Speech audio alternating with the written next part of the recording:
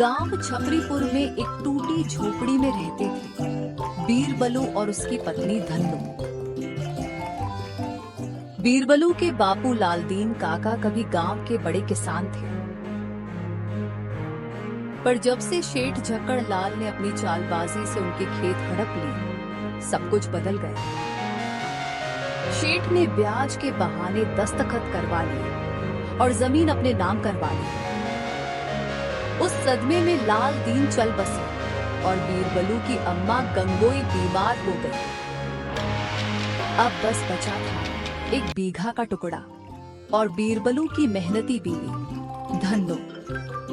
धन्नो ने ठान लिया, ये खेत ही हमारी इज्जत है, इसे फिर से हरा करूंगी। उसने न गोबर की खाद छोड़ी, न पुराने देसी बीज। प्याज, बैगन, हल्दी और मेथी सब कुछ उगाया। वो हर रोज खेत जाती और अपनी जी जान लगाकर मेहनत करती।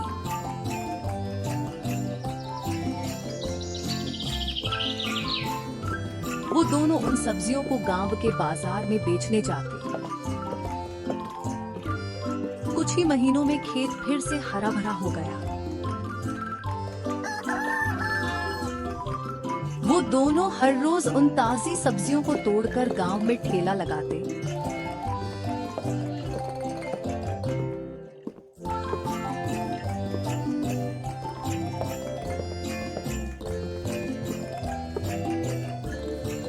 अरे बहन, आलू कैसे दिए?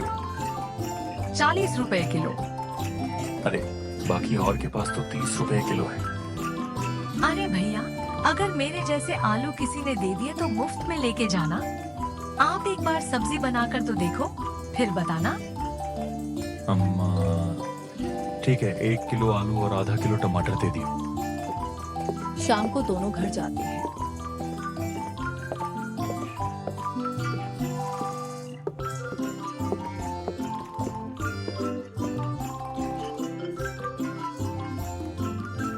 आज तो कमाल ही हो गया, सारी सब्जियां बिक गई। अरे बिकती कैसे नहीं, तेरे हाथों में तो जादू है।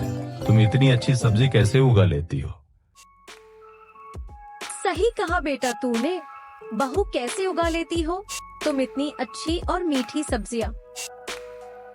हाँ हाँ हाँ, अरे ऐसा कुछ नहीं है। चलो अब सब खाना खा लो।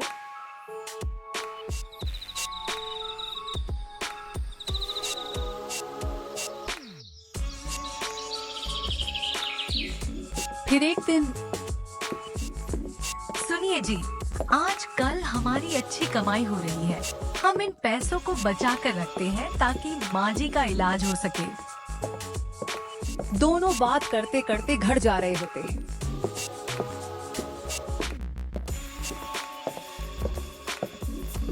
कुछ दिन यूं ही बीत गए और बारिश का मौसम शुरू हो गया।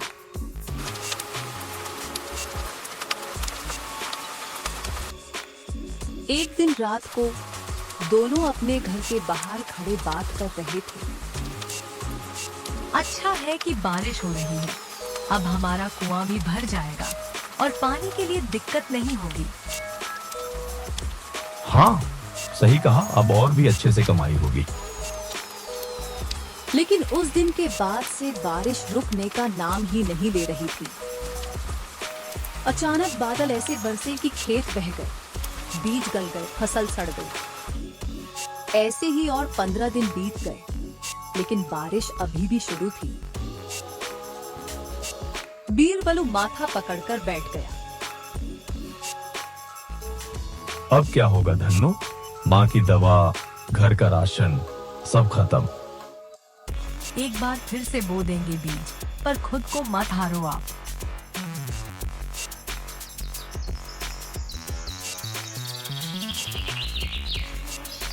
अगले दिन से बारिश काम हो गई। वो दोनों ने मिलकर एक बार फिर से बीज बो दिए। लेकिन झक्कड़ लाल कब से उन दोनों पर नजर रखे हुए था कि कब वो उन लोगों का फायदा उठा सके, क्योंकि झक्कड़ लाल के आदमी भी उसके खेतों में उगी सब्जियों को गांव में बेचते थे। लेकिन धन्नो की सब्जियां के आगे उसकी सब्जियां बहुत ही फीकी थी। उसी शाम उनके घर आया शेठ झक्कड़लाल।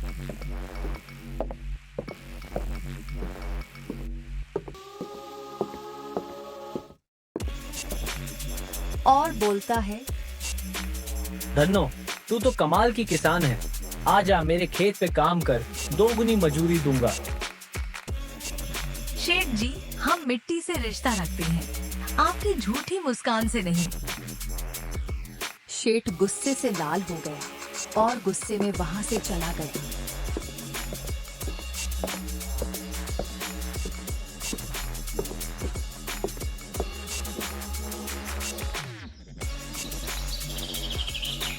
फिर कुछ दिनों के बाद उसने एक प्लान बनाया और अपने कुछ आदमियों को रात को उसके खेत में भेजा और रात में खेत से सब्जियों की चोरी करवाई।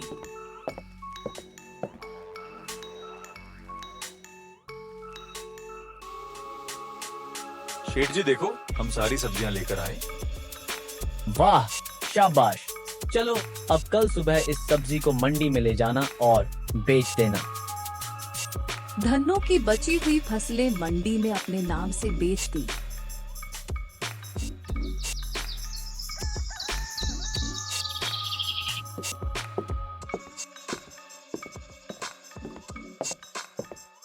अरे ये क्या, हमारी सारी सब्जियां कहाँ गई? लगता है किसी ने चोरी कर ली। दोनों मायूस होकर अपने घर आ रहे थे, तभी रास्ते में झक्कड़लाल मिला। अरे क्या हुआ दोनों को? हमारी सब्जियां किसी ने चोरी कर ली। देखा मेरी बात न मानने का नतीजा। हा हा हा। वो हंसते हुए चला गया, लेकिन इन दोनों को समझ आ गया था कि ये काम शेठ झक्कड़लाल का ही है।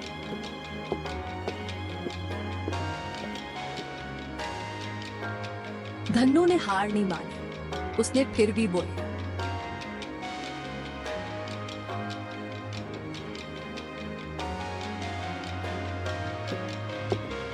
दोनों वापस घर आते हैं। घर आकर देखा तो उनकी माँ की तबीयत ज्यादा ही खराब थी। बिरबलू ने जल्दी से डॉक्टर को बुलाया। डॉक्टर, मेरी माँ को क्या हुआ है? देखिए, आपकी माँ के पास अब ज्यादा टाइम नहीं बचा है। आप इनकी सेवा कीजिए बस। यह सुनकर बिरबलू फूट फूट कर रोने लगा। इसी बीच में उसकी माँ ने कहा, सुनो बेटा, एक राज की बात बताती हूँ। अपने कुएं को खोदना। लेकिन क्यों माँ? इसी बीच उसकी माँ चल बसी। कुछ दिनों के बाद, सुनिए जी, अब फिर से हमारे कुएं में पानी खत्म हो गया है। क्या करें अब? कुछ करना पड़ेगा। माँ ने कुछ कहा था कि कुआं खोदना। चलना, जाकर उसकी खुदाई करते हैं। दोनों जाकर कुएं की खुदाई करने लगते हैं।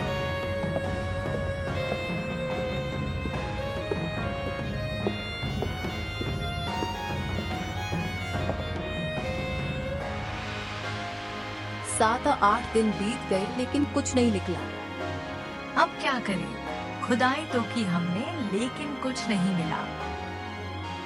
तभी बीरबलू की तभी कुल्हाड़ी के नीचे थक की आवाज आती है।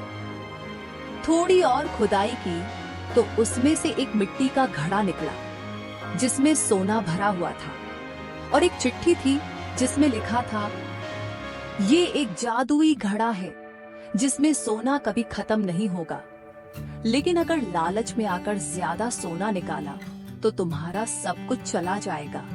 और एक बात, इस घड़े से जो भी मांगोगे तो मिलेगा। अब दोनों पति पत्नी वो घड़े को लेकर घर आते हैं।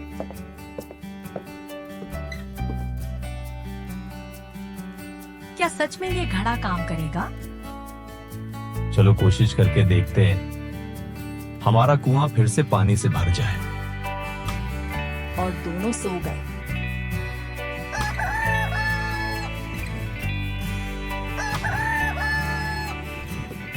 दूसरे दिन दोनों अपने खेत जाते हैं।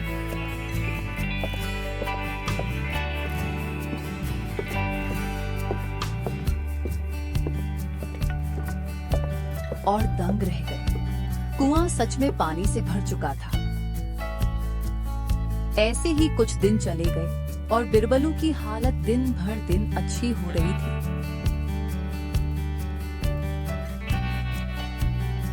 लेकिन जब झक्कड़ लाल को पता चला तो वो बिरबलू का घड़ा चोरी करके ले गया।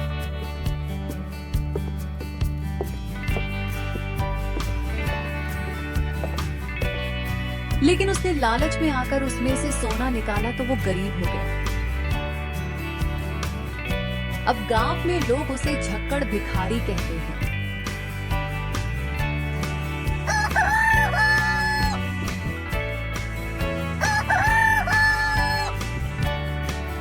बीरबलू और धन्नो ने वह घड़ा फिर से जमीन में गाड़ दिया। ये आने वाली पीढ़ी के काम आएगा।